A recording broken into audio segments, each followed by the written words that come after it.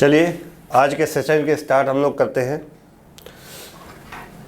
पिछले दो लेक्चर आपने सुने, उसमें किसी को कोई दिक्कत?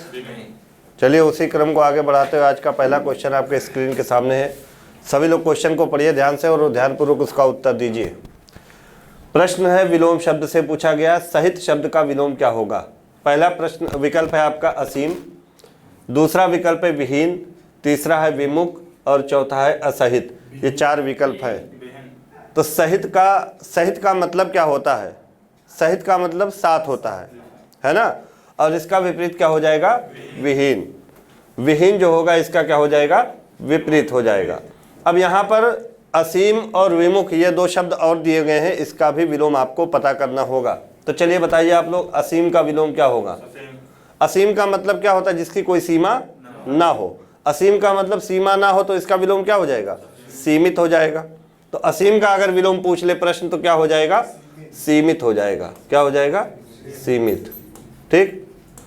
अब यहां पर अगला है विमुख। अगर पूछ ले विमुख का विलोम क्या होगा? सम्मुख हो जाएगा। ये कई बार पूछा भी गया है विगत वर्षों की परीक्षाओं में। तो विमुख का विलोम क्या हो जाएगा? सम्मुख हो जाएगा।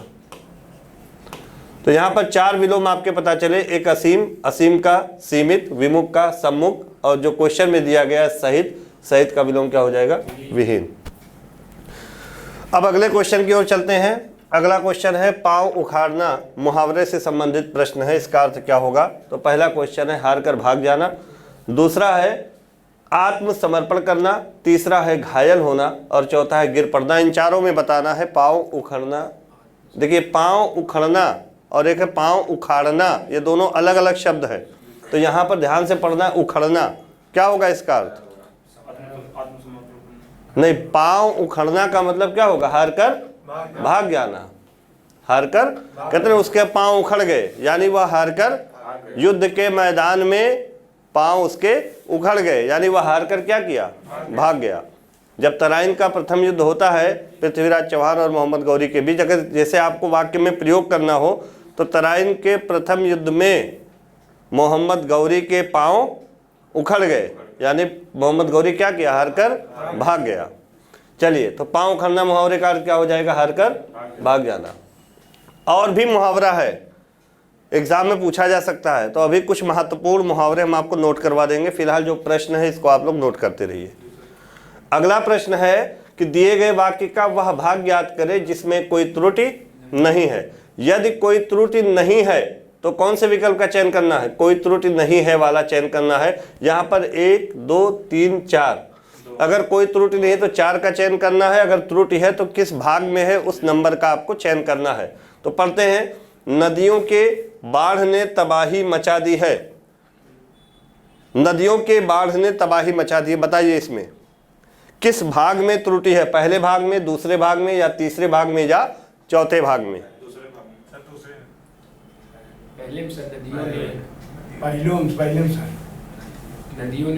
देखिए आप थोड़ा सा दिमाग लगाइए। नदियों के बाढ़, नदियों का बाढ़ नहीं होता है। बाढ़ किसका होता है? पानी का होता है ना। पानी ही तो बढ़ता है तो बाढ़ आती है। तो नदियों के बाढ़ की या नदियों में? नदियों में। नदियों में बाढ़ आती है ना। नदियों के बाढ़ यहाँ पर सही नहीं है। तो यहाँ पर नदियों के जो लिखा हुआ है ये गलत है, यानी पहला क्या होगा? सही होगा। नदियों में बाढ़ ने, बाढ़ कहाँ आती है? नदी में आती है कि नदी के? नदी में आती है। तो यहाँ पर क्या होना चाहिए? नदियों के की जगह क्या होना चाहिए? में होना चाहिए। तो आपका सही क्या हो जाएगा? पहला विकल्प। क्लियर है? थोड़ा सा दिमाग लगाना होगा। नदियों के बाढ़ ने सही नहीं लग रहा है ना। नदियों में बाढ़ ने, जैसे गंगा नदी में बाढ़ आती है कि नदी के बाढ़ आती है? में आती है। ठीक। नदियों के बाढ़ से नहीं होता है, नदियों में बाढ़ ने तबाही मचा दी है। नदियों में बाढ़ आती है, नदियों के बाढ़ गलत है ना। अगला देखिए मुहावरा, चटनी हो जाना। चटनी हो जाना मुहावरे का सही अर्थ क्या होगा? पहला विकल्प है बहुत जल्द खर्च हो जाना, बर्बाद हो जाना, कुचल जाना या पिस जाना। क्या होगा? प्रसंग के अनुसार मुहावरे का अर्थ निकाला जाता है और मुहावरा हमेशा विलक्षण अर्थ देता है। चटनी मतलब क्या यहाँ पर सेंस लिया गया, चटनी कोई चीज़ होती है तो बहुत थोड़ी सी होती है और जल्द ही क्या हो जाती है, खर्च हो जाती है, ख़त्म हो जाती है। तो यहाँ पर सही क्या होगा, बहुत जल्द खर्च हो जाना। अब बहुत लोग सोचेंगे चटनी पीस के बनाई जाती है तो कुचल जाना या पिस जाना होगा, सीधा अर्थ नहीं निकालना है। समझ में आई बात? चटनी का सेंस यहाँ पर होता है कि चटनी थोड़ी सी आदमी लेता है खाने में और बहुत जल्दी क्या हो जाती है, वो खर्च हो जाती है। दाल चावल खाया करते हो ज़्यादा मात्रा में, लेकिन चटनी थोड़ी होती है, जल्दी ही क्या हो जाती है, खर्च हो जाती है। तो यहाँ पहला विकल्प आपका सही होगा। क्लियर है? चलिए, दिए गए वाक्यांशों के लिए एक शब्द दीजिए, किसी के पीछे पीछे चलने वाला। चलिए बताइएगा, 4 विकल्प बहुत ही इंपॉर्टेंट है, ये पूछा भी गया है। अनुकरणीय या सहचर या अनुज या अनुगामी। आप लोग पहले इसका उत्तर दीजिएगा। किसी के पीछे पीछे चलने वाला क्या होगा, कंफर्म? अनुगामी होगा। क्या होगा? अनु का मतलब पीछे, गामी का मतलब गमन करना, यानी किसी के पीछे पीछे चलने वाला क्या कहलाएगा, अनुगामी। और अनुकरणीय का मतलब क्या होगा, जो किसी का अनुकरण करता हो, जो किसी का अनुकरण करता हो वो क्या कहलाएगा, अनुकरणीय। नोट कर लीजिए, यहां पर मैं लिख दे रहा हूं, जो किसी का अनुकरण करता हो या किसी का अनुकरण करने वाला, अनुकरणीय, जो किसी का अनुकरण करता हो या जो अनुकरण करने योग्य है, जो अनुकरण करने योग्य है वो अनुकरणीय होगा, जो अनुकरण करने योग्य। सहचर का मतलब क्या होता है, सहचर, साथ चलने वाला, जैसे मित्र भी कह सकते हो, है ना, साथ साथ चलने वाला। अब यहाँ पर एक शब्द है अनुज। अनुज किसको कहते हैं, छोटे भाई को अनुज कहते हैं। तो चारों आपको पता चल गया। अनुकरणीय का मतलब जो अनुकरण करने योग्य हो, अनुज का मतलब छोटा भाई, और सहचर का मतलब साथ चलने वाला, और यहाँ पर अनुगामी का मतलब पीछे पीछे किसी के चलने वाला। क्लियर? चलिए अगले प्रश्न पर चलते हैं। अगला प्रश्न वर्तनी से संबंधित है, पूछा गया है शुद्ध वर्तनी वाला। तो यहाँ पर कंफर्मेशन के लिए आपको 3 तरह के शाह होते हैं, उन तीनों शाह के बारे में आपको जानना है। यहाँ पर आप देखोगे सबसे पहले एक होता है, इसको क्या कहते हैं, कौन सा शाह है ये, बोलिए। ये जो शाह है इसको तालब्य शाह कहते हैं। क्या कहते हैं, तालब्य शाह। इसका उच्चारण कहाँ से होता है, तालु से होता है, इसीलिए इसको तालब्य शाह कहते हैं। और ये जो सा है, जो बचपन में हम लोग खटकोड़ वाला सा, पेट फरौआ सा ऐसे पढ़ते आए ना, बचपन में हम लोग को पढ़ाते थे कि पा बनाकर पेट फाड़ दो, पेट फरौआ सा। ये अब नहीं पढ़ना, अब आप बड़े हो गए हो। ये मूर्धा से उच्चारित होता है, इसीलिए इसको क्या कहते हैं, मूर्धन्य सा कहते हैं। और इसको आप लोग सरौता वाला सा कहते हो, अब मत कहिएगा, इसका उच्चारण दंत से होता है, इसलिए इसको क्या कहते हैं, दंत सा कहते हैं। तो यहाँ पर शब्द है तिरस्कार। चारों विकल्प में आपको बताना है कि कौन सा सही है। तो यहाँ पर अगर तिरस्कार की बात करें तो तिरस्कार में दंत सा होगा। क्या होगा, दंत सा। देखिए किसी भी शब्द का उच्चारण सही करेंगे तो सही रूप से आप लिखेंगे। अगर तिरस्कार पढ़ोगे तो तालब्य शाह आ जाएगा। ये तिरस्कार लिखा है, लेकिन है क्या तिरस्कार, तो दंत सा होगा। तो सी विकल्प आपका सही होगा। इसके साथ साथ कुछ शब्द और नोट कर लीजिए जो वर्तनी की दृष्टि से बहुत महत्वपूर्ण है। अब सा से संबंधित प्रश्न आया है, तो एक शब्द है अमावस्या। क्या है, अमावस्या।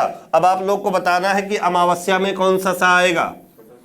अमावस्या में भी दंत सा आता है, यानी अमावस्या की अगर सही वर्तनी बताई जाए तो कैसे लिखोगे, अमावस्या होता है। नोट कर लीजिए, इंपॉर्टेंट है, ये पूछा भी गया है, आने की संभावना भी है।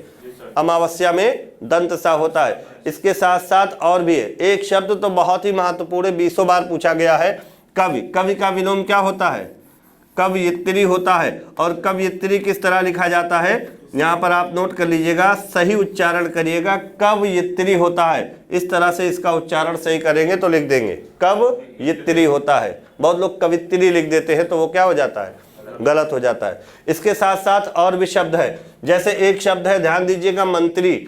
और मंत्री अगर हम लिखेंगे तो त्रा पर बड़ी की मात्रा लगाएंगे, है ना। लेकिन अगर मंत्री परिषद लिखना हो या मंत्रिमंडल लिखना हो तो यहाँ पर त्रा की मात्रा क्या हो जाती है, छोटी हो जाती है। यहाँ पर ध्यान दीजिएगा, मंत्री परिषद लिखिए चाहे मंत्रिमंडल लिखिए, दोनों में त्रा पर छोटी की मात्रा हो जाएगी, नोट कर लीजिएगा।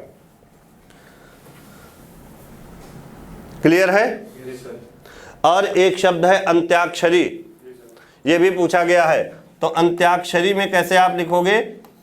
अंत्याक्षरी होता है, तो यहां पर ध्यान दीजिएगा, आधा ना आधा था और यहां क्ष आएगा, इस तरह से इसका उच्चारण अंत्याक्षरी होगा। तो इस तरह से आप लोग नोट कर लीजिए, सही वर्तनी वाले। तो ये सारे बहुत ही इंपॉर्टेंट है एग्जाम की दृष्टि से। एक शब्द आपने पढ़ा होगा गृहीत, गृहीत ये भी पूछा जाता है। आप लोग गृहीत पढ़ते हो और ऐसे लिख देते हो गृहीत, तो ये गड़बड़ है, गलत लिखा हुआ है। ये सही कैसे लिखा जाएगा? गृहीत होता है। तो इसका उच्चारण हम लोग कैसे करेंगे? गृहीत। ये भी पूछा गया, इंपॉर्टेंट है, नोट कर लीजिएगा। इसके साथ साथ एक शब्द है हिरण्यकशिपु। हम लोग पढ़ते क्या? हिरण्यकश्यप। तो हिरण्यकश्यप जब आप पढ़ लेते हो, माइंड में सेट कर लेते हो, एग्जाम में गलत कर देते हो। इसीलिए मैं बार बार कहता हूं कि जब कभी भी वर्तनी संबंधी आप पढ़ा करो तो केवल और केवल शुद्ध शब्द को ही लिखा करो। हिरण्यकशिपु होता है, नोट कर लीजिएगा, यह भी इंपॉर्टेंट है। और एक शब्द पूछा गया था प्रामाणिक, इक प्रत्यय जुड़ा हुआ है, इसीलिए शुरू में कौन सी मात्रा आ जाएगी? आ की मात्रा, तो प्रामाणिक होता है, ये भी नोट कर लीजिएगा। हो सकता है इसी में से एग्जाम में आपके फंस जाए, ठीक है? हो गया? चलिए अब अगले प्रश्न की ओर चलते हैं। इतना हो गया। अगला प्रश्न आपके स्क्रीन पर है, पूछा गया है गिरि का पर्यायवाची शब्द है। तो ये हो चुका है एक बार, है ना, पर्वत। लेकिन अब एक ही पर्यायवाची मत जानिए, इसके और भी तो पर्यायवाची होंगे। तो गिरि यानी पर्वत के और कौन कौन से पर्यायवाची हैं बताइए? शैल लिख लीजिए, शैल, अचल, नोट कर लीजिए, अचल भी पर्वत का पर्यायवाची है। और तुंग, तुंग भी पर्वत का पर्यायवाची है। इसके साथ साथ बताइए भूधर, हाँ भूधर भी पर्वत का पर्यायवाची है। ये सारे पर्वत के पर्यायवाची हैं। धराधर, ये सब किसके पर्यायवाची हो जाएंगे? पर्वत के। तो इतने पर्यायवाची आप जान लीजिए। हो सकता है गिरि का पर्यायवाची पर्वत ना दे, इनमें से कोई दे दे, है ना, ऐसा भी तो हो सकता है। अब यहाँ पर एक शब्द है धरती। अब हमको देखना है धरती के कौन कौन से पर्यायवाची शब्द हैं। तो धरती को क्या क्या कहते हैं? अचला। देखिए अचल शब्द पर्वत का है, कंफर्म कर लीजिए। और जो अचला शब्द है ये किसका पर्यायवाची है? धरती का पर्यायवाची है। इसके साथ साथ और कौन कौन से पर्यायवाची धरती के? वसुंधरा, पृथ्वी, है ना, नोट कर लीजिए। वसुंधरा, पृथ्वी, अचला, वसुधा, वसुधा भी धरती का पर्यायवाची है, धरा भी है। तो ये सब किसके पर्यायवाची हैं? धरती के। चलिए अगला देखते हैं आकाश। आकाश के भी पर्यायवाची शब्द नोट कर लीजिए। आकाश के पर्यायवाची क्या क्या हैं बताइएगा? आकाश को अनंत भी कहते हैं। क्या कहते हैं? अनंत भी कहते हैं। और क्या कहते हैं? व्योम कहते हैं। व्योम भी तो आकाश का पर्यायवाची है। इसके साथ साथ नभ, नभ भी आकाश का पर्यायवाची है। इसके साथ साथ आप देखोगे गगन, गगन भी आकाश का पर्यायवाची है। और कौन कौन से हैं? अंतरिक्ष। चलिए इतना नोट कर लीजिए। अब एक शब्द है बादल। देखिएगा बादल का पर्यायवाची, अगर आपको पानी का पर्यायवाची है याद, तो आप कमल का भी याद कर सकते हो, बादल का भी याद कर सकते हो, समुद्र का भी याद कर सकते हो। कैसे याद करोगे? ध्यान दीजिएगा, पानी का पर्यायवाची आपको याद होना चाहिए, इससे आप कई पर्यायवाची बना सकते हो। तो पानी का पर्यायवाची क्या क्या है? जल, नीर, तोय और अम्बु, और भी बहुत सारे हैं। अब अगर इस पानी के पर्यायवाची में आप जा जोड़ दो, क्या जोड़ दो? जा, तो कमल का पर्यायवाची हो जाएगा। अब जैसे पानी, जल, जा जोड़ दोगे क्या बनेगा? जल। जा का मतलब उत्पन्न होने वाला, जन्म लेने वाला। तो जल में कौन जन्म लेता है? कमल ही तो लेता है। जैसे नीर, नीर भी पानी का पर्यायवाची है, जा जोड़ दिए तो क्या बन गया? नीरज। किसका पर्यायवाची हो गया? कमल का हो गया। नीर मतलब पानी, जा मतलब जन्म लेने वाला, उत्पन्न होने वाला। ऐसे तोय, तोय का मतलब पानी, तोयज किसका पर्यायवाची? कमल का पर्यायवाची। तो ये सब किसके पर्यायवाची? कमल के। इसके अलावा भी और भी कमल के पर्यायवाची हैं, इंदिवर, पद्म, राजीव, अरविंद, उत्पल, बहुत सारे हैं कमल के पर्यायवाची। लेकिन जो पानी के पर्यायवाची में अगर जा जोड़ दोगे तो भी कमल का पर्यायवाची बन जाता है। ऐसे ही अगर पानी के पर्यायवाची में दा जोड़ दिया जाए, क्या जोड़ दिया जाए? दा, तो किसका पर्यायवाची? बादल। तो यहां पर अगर हम कह दे जलद, किसका पर्यायवाची? बादल का हो जाएगा कि नहीं? दा का मतलब क्या होता है? धारण करना। तो पानी को धारण कौन किए होता है? बादल ही तो किए होता है। ऐसे हम कह दे नीरद, किसका पर्यायवाची? बादल का। तोयद किसका पर्यायवाची? बादल का। अम्बुद किसका पर्यायवाची? बादल का। क्यों? क्योंकि पानी को धारण करने वाला अर्थात कौन? बादल। अब इसी पानी के पर्यायवाची में अगर हम धी या निधि जोड़ दें, धी या निधि जोड़ दें, तो ये किसका पर्यायवाची बन जाता है? समुद्र का। आप लोग नोट करते रहिए शॉर्टकट में। तो ये समुद्र का। धी या निधि का मतलब होता है भंडार, और पानी का भंडार किसमें होता है? समुद्र में होता है। तो यहाँ पे अगर हम कह दें जल निधि, किसका पर्यायवाची?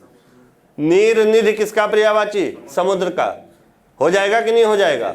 तो इस तरह से आपको समुद्र का भी पर्यायवाची याद हो जाएगा, बादल का भी याद हो जाएगा, और कमल का। अगर पानी का पर्यायवाची याद है तो जा जोड़ेंगे तो कमल का, अगर दा जोड़ेंगे तो बादल का, धी या निधि जोड़ेंगे तो समुद्र का पर्यायवाची हो जाएगा। क्लियर? चलिए अगले प्रश्न पर चलते हैं। दिए गए वाक्य का वह भाग ज्ञात करें जिसमें कोई त्रुटि है।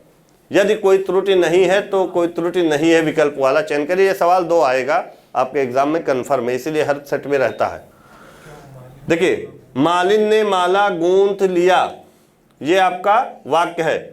तो किस भाग में त्रुटि है? अगर कोई त्रुटि नहीं है तो ए चुनेंगे। अगर तीनों में से किसी भाग में त्रुटि दिख रहा है तो उस विकल्प का आपको चयन करना है। तो मालिन ने माला गूंथ लिया, इसमें आपको क्या बताना है? त्रुटि है या नहीं? अगर है तो किस भाग में है? कोई नहीं दिख रहा? माला के में कौन सी त्रुटि होगी? माली या मालिन? माला ही तो गूंथी है। देखिए, मालिन ने माला, माला क्या है? स्त्रीलिंग, स्त्रीलिंग है। तो यहाँ पर गूंथ लिया नहीं होगा, गूंथ ली होगा। तो यहाँ पर डी वाला विकल्प आपका गड़बड़ है। ऐसे सवाल आसान रहेंगे और आप गलत करोगे। इसके पीछे नियम है, समझिएगा, ठीक है? नियम देखिए, जैसे मैंने लिखा राम फल खाता है, ध्यान से समझिएगा। अगर समझ में आ गया तो फिर आने वाले समय में कोई भी इस तरह का वाक्य होगा तो आप सही करोगे। और हम लिखते राधा फल क्या हो जाएगा? खाती है। अब यहां पे राम करता है, कर्ता का मतलब कार्य को करने वाला, फल खाने का कार्य कौन कर रहा? राम। तो यहां पर क्रिया जो आई है वो राम के अनुसार आई है, कर्ता के अनुसार। राम एक वचन और पुल्लिंग है, और खाता क्रिया एक वचन पुल्लिंग है। यहां पर कर्ता राधा है, स्त्रीलिंग एक वचन है। तो यहां पर देखिए खाती है क्रिया स्त्रीलिंग और एक वचन आ गई। तो क्रिया किसके अनुसार बदल रही है? कर्ता के अनुसार। कब? जब कर्ता के साथ ने विभक्ति का प्रयोग नहीं हुआ है तब। कहां कर्ता के साथ ने आया है? नहीं। और मैंने बताया था कर्ता के साथ ने का प्रयोग भूतकाल के वाक्य में होता है, सामान्य भूतकाल में। अब इसी को लिखे राम ने फल खाया। अब यहां पर लिख दे राधा ने फल क्या होगा? खाया। राधा ने फल खाई। सही लग रहा है? नहीं लग रहा है ना? अब देखिए क्रिया बदल गई कि नहीं बदल गई? क्यों बदल गई? तो नियम है कि जब कर्ता के साथ ने लगा हो तो क्रिया कर्ता के अनुसार नहीं आती है, बल्कि किसके अनुसार आती है? कर्म के अनुसार। क्या खाया? फल। फल कर्म है और फल पुल्लिंग है, एक वचन है, इसलिए क्रिया पुल्लिंग एक वचन आई है। तो जब कर्ता के साथ ने ना लगा हो तो क्रिया कर्ता के अनुसार आती है, और जब कर्ता के साथ ने लग जाता है कहीं भी वाक्य में तो क्रिया किसके अनुसार आती है? कर्म के अनुसार। अब और ध्यान दीजिएगा, जैसे हम लिखते बच्चों ने फल क्या होगा? खाया। यहां पर बच्चों ने बहुवचन है लेकिन क्रिया एक वचन है। क्यों? क्योंकि बच्चों कर्ता के साथ ने का प्रयोग हुआ है, इसलिए क्रिया किसके अनुसार आई है? कर्म के अनुसार। अगर हम यहां फल की जगह लिख देते रोटियां तो क्या हो जाता? खाई। खाई गलत हो जाएगा, खाई। रोटियां बहुवचन हो गया ना, और स्त्रीलिंग है तो यहां पर क्रिया भी बहुवचन और स्त्रीलिंग। तो जब कर्ता के साथ ने लग जाता है तो क्रिया कर्ता के अनुसार नहीं आती है बल्कि किसके अनुसार आती है? कर्म के अनुसार। और समझिएगा, जैसे मैं लिख दूं माता जी ने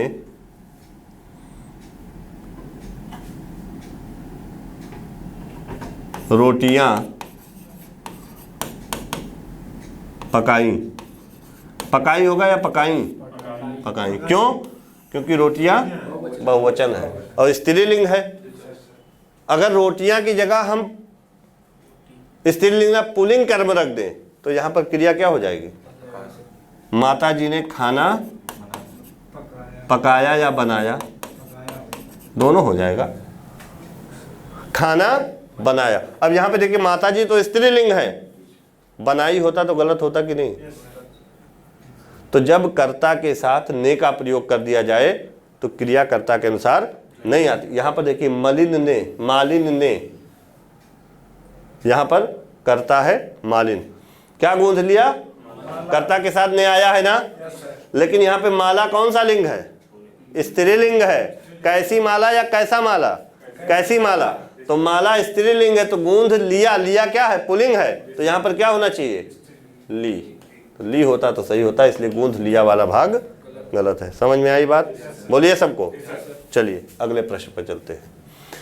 दिए गए शब्द के समानार्थी शब्द का चयन करें। घृणा एक शब्द दिया हुआ है प्रश्न में। अब इसका समानार्थी शब्द बताना है। नफरत है या करी है या रिपु है या चाय है?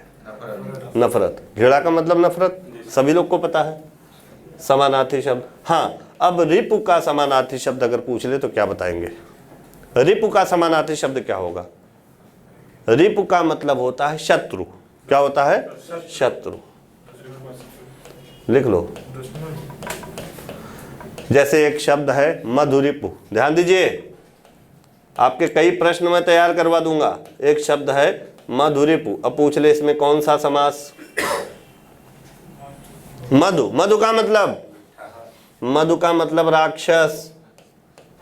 मधु का मतलब राक्षस। रिपु का मतलब शत्रु। तो राक्षस का है जो शत्रु, अर्थात कौन? कृष्ण।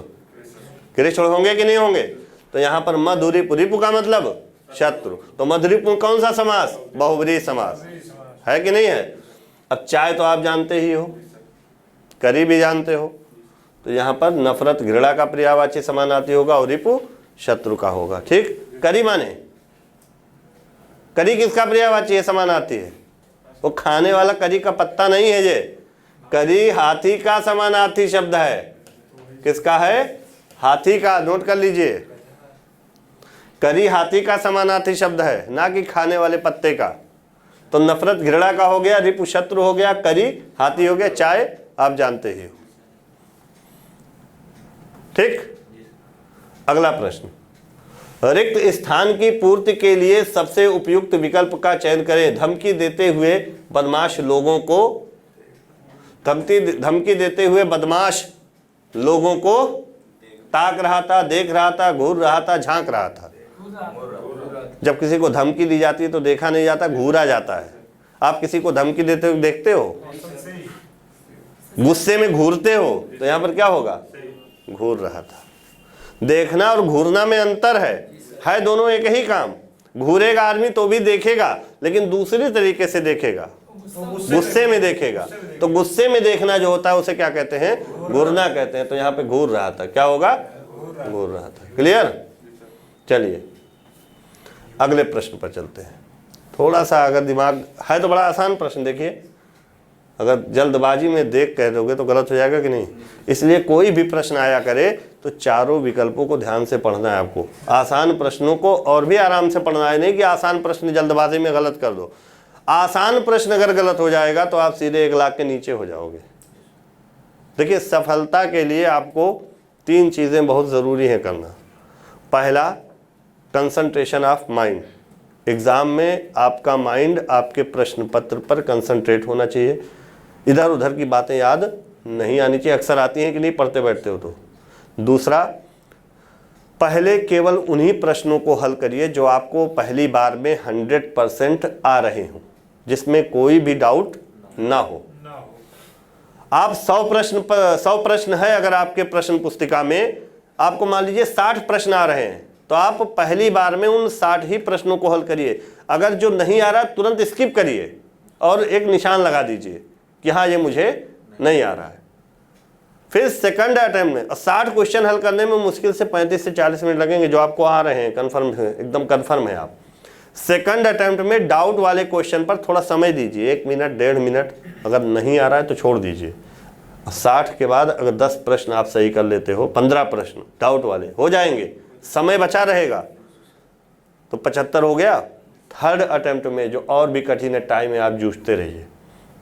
पहले ही कठिन प्रश्नों को हल करने लगे, 1 मिनट 2 मिनट 3 मिनट वेस्ट हो गया एक प्रश्न पर, तो आप जब बाद में समय का अभाव हो जाएगा, जो आने वाले प्रश्न है वो भी आप पढ़ नहीं पाओगे, जल्दबाजी में गलत कर दोगे।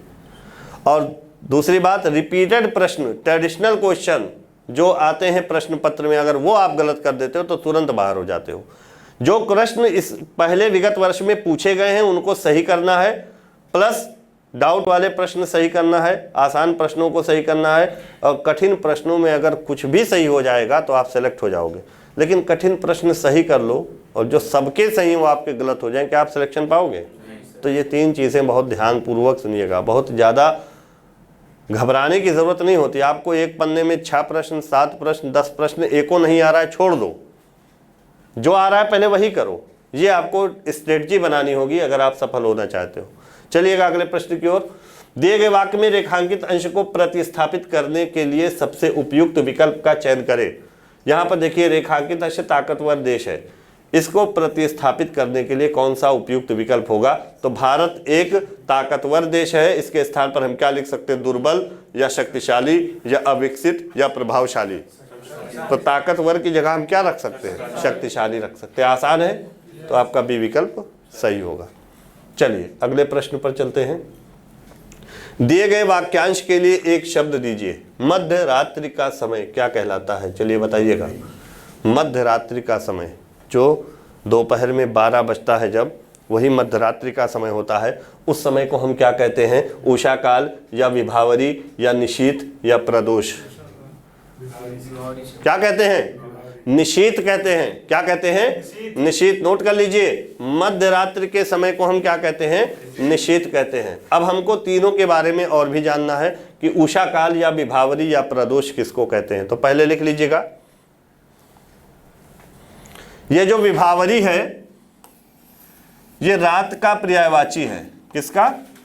रात का पर्यायवाची है। नोट कर लीजिए, रात का पर्यायवाची है। इसके साथ अगर हम बात करें प्रदोष, प्रदोष किसको कहते हैं? प्रदोष पहली बार सुना होगा नाम, है ना? प्रदोष व्रत नहीं है, ये इसी क्वेश्चन से ही रिलेटेड है। एक तो गोधूली मैंने बताया था कि सूर्यास्त के ठीक पहले का समय, जब पशु अपने घर की ओर लौटने लगते हैं तो वो गोधूली होता है। और सूर्यास्त के बाद, सूर्यास्त यानी सूरज के डूबने के बाद और रात्रि होने के पहले के जो बीच का समय होता है वो क्या कहलाता है? प्रदोष कहलाता है। तो नोट कर लीजिएगा कि सूर्यास्त के बाद तथा रात्रि के पूर्व का समय, नोट कर दूं मैं, सूर्यास्त के बाद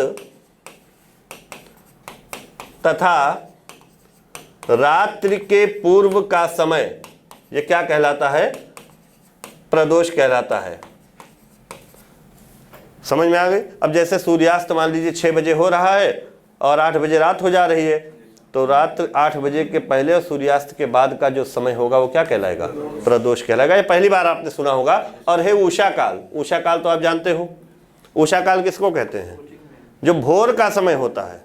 उषा काल का मतलब भोर का समय। नोट कर लीजिए, तो भोर का समय जो होता है ये क्या कहलाता है? उषा काल कहलाता है। तो चारों विकल्प समझ गए। निशीथ का मतलब क्या हो जाएगा? निशीथ का मतलब हो जाएगा मध्य रात्रि का समय। क्लियर? अगले क्वेश्चन की ओर चलें। अब कुछ और भी बातें हैं, यहीं पर नोट कर लीजिए। एक आप लोग डायग्राम बनाइए। कभी कभार पूछ लेता है पूरब और उत्तर के बीच के कोण को क्या कहते हैं? पूरब और दक्षिण के बीच के कोण को क्या कहते हैं? या दक्षिण और उत्तर के बीच के, या पश्चिम और उत्तर के बीच के कोण को क्या कहते हैं? तो ये आप याद करने के लिए आप रटते हो, भूल जाते हो। कोई भी चीज़ पढ़िए ड्राफ्टिंग करके। ऐसे बना लीजिए एक चित्र। ये क्या है? पूरब है। ये क्या है? पश्चिम है। ये क्या है? उत्तर है। और ये क्या है? दक्षिण है। अब यहाँ पर देखिए, पूरब और उत्तर के बीच की दिशा क्या होगी? उत्तर और पूरब के बीच की दिशा यही तो है। पूरब और दक्षिण के बीच की दिशा यही तो है। दक्षिण और पश्चिम के बीच की दिशा यही तो है। दक्षिण और उत्तर के बीच की दिशा यही तो है। अब इन चारों जगहों पे जो जो कहते हैं भर लीजिए, है ना? आसानी से याद हो जाएगा कि नहीं? ऐसे आप लाइन में लिखोगे तो भूल जाओगे, लेकिन जब एग्जाम में भूल जाओगे तो याद आएगा मैंने यहाँ पर ये भरा था। तो यहाँ पर दिशा तो आप जानते ही हो, इतना तो आपको आता ही है, रीजनिंग भी पढ़ते हो। तो चलिए बताइएगा, यहाँ पर क्या भर दूँ हम? ईशान। क्या होगा? ईशान। तो ये कौन सी दिशा हो जाएगी? ईशान कोण बनता है यहाँ पर। क्लियर? अब यहाँ पर बताइए क्या भर दें? उत्तर और दक्षिण के बीच में क्या भर दें? उत्तर और दक्षिण के बीच में क्या भर दें? ये अग्निकोण कहलाता है। क्या कहलाता है? अग्निकोण। अब यहाँ पर बताएं दक्षिण और पश्चिम के बीच में क्या भर दें? नैऋत्य होता है। क्या होता है? नैऋत्य भर दीजिए। और यहाँ पर क्या भर दें? पश्चिम और उत्तर। उत्तर और पश्चिम के बीच में क्या भर दें हम? वायव्य। क्या भर दें? वायव्य। अब ऐसे भर देंगे तो क्या गलती होगी? अब बोलिए, इसको ऐसे भर लीजिए, पश्चिम और उत्तर वायव्य, पश्चिम और उत्तर वायव्य, और पूरब और उत्तर के बीच ईशान, और यहाँ पर क्या हो गया? अग्निकोण, और यहाँ पर नैऋत्य। क्लियर? ये चारों नोट कर लीजिएगा।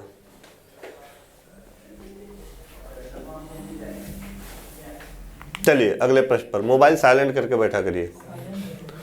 निम्नलिखित में से शुद्ध वर्तनी वाले शब्द कौन से हैं? बताइएगा, ये बहुत इंपॉर्टेंट है, ये कई बार पूछा गया है। शुद्ध वर्तनी, उज्ज्वल लिखा है, और उज्ज्वल में कौन सा शब्द उज्ज्वल सही लिखा है ये आपको बताना है।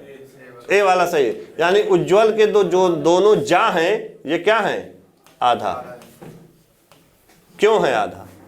जब आप संधि पढ़ोगे, व्यंजन संधि, उज्ज्वल में कौन सी संधि है? व्यंजन संधि। तो उत प्लस ज्वल, यही तो है। और नियम है कि अगर ता के बाद जा अथवा झा आए, कौन आए? ता के बाद जा अथवा झा आए, तो ता परिवर्तित हो जाता है किसमें? जा में। झा आएगा तो भी और जा आएगा तो भी ता किसमें बदलेगा? जा में। ता आधा है तो आधा जा में बदलेगा। तो यहाँ पर ये जो ता होगा ये परिवर्तन हो जाएगा आधा जा में, और यहाँ पे ज्वल में पहले से ही आधा जा है, तो जब मिलेगा दोनों तो ता आधा जा में बदला, यहाँ पर भी आधा जा है, तो दोनों जा क्या हो गए? आधा हो गए। तो उज्ज्वल की वर्तनी आपकी सही हो गई। एक शब्द है प्रज्वलित। आप लोग पढ़ते हो प्रज्वलित, और प्रज्वलित ऐसे लिख देते हो, जो कि सरासर गलत है। ऐसे ये गलत है, इसमें एक जा रहेगा। प्रज्वलित होता है, प्रज्वलित। अगर आप सही पढ़ोगे तो सही लिखोगे, ऐसे लिखा जाएगा। नोट कर लीजिए, सही वाला ही नोट करिएगा, प्रज्वलित। और एक शब्द बड़ा कंफ्यूजन में डालता है, पूजनीय या पूजनीय या पूज्य। पूज क्या होता है? तो अगर आप पूज्य लिखते हो केवल तो पूज्य होता है, ऐसे ये सही है। और आप अगर पूजनीय लिखते हो तो इसमें पूज्य नहीं होता है, बल्कि जा पूरा हो जाता है, तो शब्द क्या बन जाता है? पूजनीय। ये सही है, दोनों नोट कर लीजिए। ये सब माइनर मिस्टेक हो जाते हैं और एग्जाम में प्रश्नों को हम क्या करते हैं? गलत कर देते हैं। क्लियर? चलिए आगे चलते हैं। कई सारे वर्तनी से संबंधित शब्द हो गए, हो गया? नोट कर लिए। अगला दिया गया है कि दिए गए वाक्य में रेखांकित खंड को प्रतिस्थापित करने के लिए सबसे उपयुक्त विकल्प का चयन करना है। तो यहाँ पर रेखांकित शब्द है मेरे ऊपर है। क्वेश्चन क्या है? इसका उत्तरदायित्व मेरे ऊपर है। मेरे ऊपर है, मुझ पर, मुझ ऊपर या मुझ पर या मेरे पर या किसी बदलाव की आवश्यकता नहीं है। चलिए बताइएगा क्वेश्चन नंबर 14। इसका उत्तरदायित्व मेरे ऊपर है, इसके जगह पर हम इसमें से क्या रख सकते हैं? तो मुझ पर है, कौन सा? बी वाला। अगर हम यहां पर मुझ पर रख दें तो ये भी क्या होगा? सही होगा। क्लियर? ये आसान है। चलिए अगले प्रश्न की ओर चलते हैं। जहां ध्यान देना होगा, समय देना होगा, मैं समय दूंगा। वहां पर रिक्त स्थान की पूर्ति के लिए सबसे उपयुक्त शब्द का चयन करें। कमल का पुष्प कैसा होता है? कोमल होता है। क्या होता है? कोमल होता है। तो यहां पर क्या हो जाएगा? कोमल। ठीक। चलिए अगले प्रश्न की ओर चलते हैं। गद्यांश वाला है। चलिए बताइएगा, गद्यांश को पढ़िए। दिए गए गद्यांश में से कुछ शब्द हटा दिए गए हैं। विकल्पों की सहायता से आपको जहां पर हटा है शब्द उसको भरना है। तो है संगीत का मानव में विशेष स्थान है। मानव हृदय में या संसार में या जीवन में या मस्तिष्क में? संस्कृति का मानव जीवन में, मानव के जीवन में ही तो विशेष स्थान है। तो यहां पर क्या हो जाएगा? जीवन हो जाएगा। मानव जीवन में। क्लियर? आसान है। अगला देखिए, प्रकृति का कण कण संगीत से ओतप्रोत या डूबा या सराबोर या भीगा है। क्या होगा? प्रकृति का कण कण संगीत से, यहां पर डूबा, ओतप्रोत, सराबोर, भीगा, क्या होना चाहिए? ओतप्रोत है। ओतप्रोत का मतलब क्या? एक सेंस इसका डूबा हुआ ही निकलेगा, लेकिन सही शब्द क्या होगा? ओतप्रोत। तो सर हम गलत कहे, सही कहे। आप क्या बोले थे? डूबा गलत है, सही शब्द का चयन करना है। देखिए अर्थ बहुत सारे शब्द होते हैं जिनका एक होता है, लेकिन शब्दों का सही चयन करना होता है। जिस प्रकार से आपको शब्द दिया हो उसी प्रकार से भरना होता है। वाक्य के हिसाब से शब्द का चयन करना होता है। यहाँ बात हो रही है संगीत से ओतप्रोत होगा। बाल वृद्ध नर नारी सभी अनादिकाल से उससे तृप्त या संचालित या प्रभावित या गतिशील होते आए हैं। क्या होते आए हैं? प्रभावित होते आए हैं। तो यहां पर क्या होना चाहिए? प्रभावित होना चाहिए। ठीक। क्या दिया? फिर से पढ़ देते। बाल वृद्ध यानी बच्चे और बूढ़े, नर और नारी सभी अनादिकाल से यानी काफी समय पहले से ही उससे यानी किससे? संगीत से प्रभावित होते आए हैं और सदैव होते रहेंगे। शिशु की मुस्कान या कलरव या हलचल या नटखटपन, शिशु की किसमें? मुस्कान में। मुस्कान होगा। शिशु की मुस्कान में सरिता के छुल छुल या झरझर या कलकल या छलछल निनाद में संगीत ही तो है। यानी जब शिशु मुस्कुराता है, हंसता है, तो कैसा होता है? कल कल होता है। कल कल कल किलकारी मारता है ना बच्चा। बच्चा जब मुस्कुराता है तो किलकारी की आवाज आती है ना, कल कल निनाद में। निनाद का मतलब क्या होता है? निनाद का मतलब, निनाद किसको कहते हैं? बताइए। निनाद का मतलब क्या होता है? नींद में नहीं। जब बच्चा किलकारी मारता है तो जो ध्वनि गूंजती है वही क्या है? निनाद है। संगीत ही तो है। यदि बच्चा जब कलकल करके हंसता है तो वो एक संगीत ही तो निकलता है। अच्छा लगता है कि नहीं आवाज? जब रोता है तब इरिटेशन होता है। लेकिन जब बच्चा मुस्कुरा कर खिलखिला कर हंसता है, कलकल की आवाज आती है, तो एक संगीत का निनाद ही की तरह तो लगता है। तो वही यहाँ पर दिया गया है। तो यहाँ पर पहले में क्या था? संगीत मानव जीवन में विशेष स्थान है। प्रकृति का कड़कड़ संगीत से क्या है? ओत प्रोत है। ये आया था ना, याद हो जाना चाहिए आप सभी को। ओत प्रोत है। बाल वृद्ध नर नारी सभी अनादिकाल से उससे क्या होते आए हैं? प्रभावित होते आए हैं और सदैव होते रहेंगे। शिशु की मुस्कान में, सरिता के कलकल में संगीत ही तो है। समझ में आई बात? चलिए कुछ और महत्वपूर्ण चीजें आप लोग नोट कर लीजिएगा। खोलिए कॉपी। कुछ मुहावरे और मैं बता रहा हूं, जैसे लिखिएगा, कुछ इंपॉर्टेंट मुहावरे नोट कर लीजिएगा। आपने देखा था पांव उखाड़ना, पांव उखाड़ने का आपने क्या? पांव उखाड़ना, हार कर भाग जाना, ये हो चुका था। इसके अलावा लिख लीजिए आकाश से बातें करना। आकाश से बातें करना, आकाश से बातें करना, इसका अर्थ क्या होगा? फिर डायरेक्ट प्रत्यक्ष रूप से आप अर्थ निकालते हो। कोई व्यक्ति बहुत लंबा होता है तो कहते रहे हो बहुत लंबा है, लगता है आकाश से बातें कर रहा है, तो अधिक लंबा होना या अधिक लंबी, काफी ऊंचा होना या अधिक लंबा होना। देखिए प्रश्न के विकल्प के अनुसार आप उत्तर का चयन करेंगे, है ना?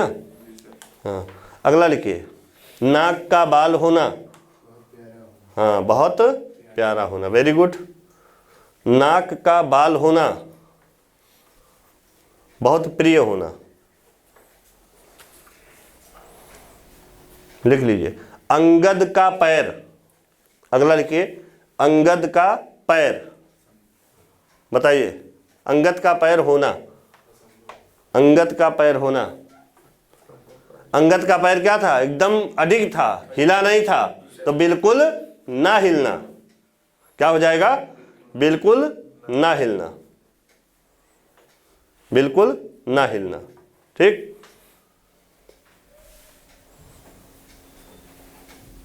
समझ में आई बात? तो आज की क्लास को मैं यहीं पर स्थगित कर रहा हूं। जय हिंद, जय हिंद।